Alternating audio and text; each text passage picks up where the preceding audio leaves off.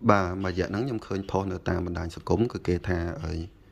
tinh laptop mà tinh thay cái bữa sinh thì tinh cho tờ riêng tinh tập pi bay rồi bà mà tệ ní cứสำหรับnhóm cứ việc khó thằng sóng này tao không bàแต่ตอนตอนหนึ่งlaptop គឺវាមានច្រើនតម្លៃគឺគេធ្វើមកគឺពិតជាទៅតាមតម្រូវការរបស់យើងប្រើមានន័យថាបើសិនជាយើងប្រើការងារទូទៅគ្រាន់តែប្រើ Word Excel វាយឯកសារទេគឺយើងទិញពី300ហ្នឹងគឺបានហើយប៉ុន្តែជាក់ស្ដែងបើយើងទិញយកទៅរៀនខាង design ប្លង់ គឺបើសិនជាយើង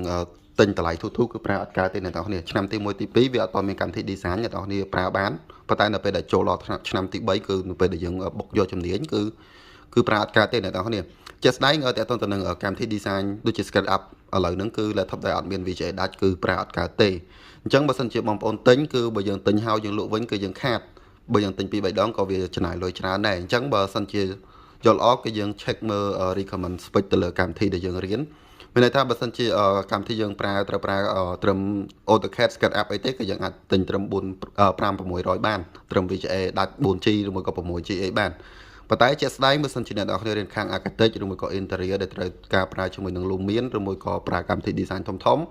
អ្នកនរគ្នាចាំបាច់គឺត្រូវប្រើ laptop ដែលមានកម្លាំងខ្លាំងហើយតម្លៃថ្លៃដោយសារតែ Lumion គឺវាស៊ីទៅលើទាំង CPU ទាំង RAM ទាំង VGA គឺវាស៊ីធំ អញ្ចឹងមុននឹងទិញគឺយើងពិចារណាឲ្យបានច្បាស់ទិញកុំឲ្យខុសតែយើងទិញខុសយើងលក់វិញគឺយើងខាតដូច្នេះហើយបងប្អូនមុននឹងទិញគឺយើងសួរសិស្សច្បងឬមួយក៏សួរអ្នកដែលគេធ្លាប់រៀនជំនាញនឹងពីមុនអានឹងទើបយើងទិញទៅអត់ខុសឬមួយក៏យើងសួរគ្រូក៏បានដែរគ្រូក៏គាត់មានបទពិសោធន៍យូរអញ្ចឹងយើងកុំគិតថា laptop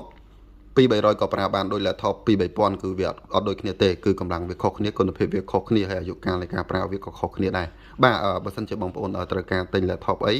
គឺអាចតាក់ទងមកកាន់ខ្ញុំបានអាច comment សួរនៅខាងក្រោមបានគឺខ្ញុំរៀបរៀងនឹងឆ្លើយថាចង់រៀនខាងអីគួរទិញ laptop ប៉ុណ្ណាអរគុណច្រើនជួបគ្នានៅវីដេអូក្រោយបាយបាយ